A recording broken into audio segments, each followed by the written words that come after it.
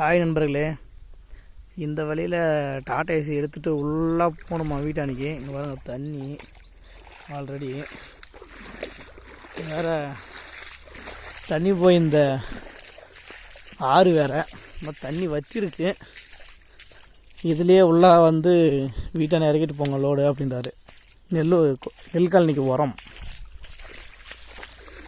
இங்கே பாருங்களேன், இதில் வீலு மாட்டிக்குமான்னு வேறு பயமாக இருக்குது. தண்ணி வேறு அப்படியே சாக்கடை மாதிரி இருக்குது. வீலு மாட்டிக்கிச்சுன்னா அவ்வளோதான். வண்டி பார்த்திங்கன்னா அங்கே ரோட்டில் நிற்கிது. மேலே உங்களுக்கு தான் இறங்குமான்னு நினைக்கிறேன். தண்ணி நிறையா இருக்குங்க. ஃபுல்லாக தண்ணி இது வரைக்கும்.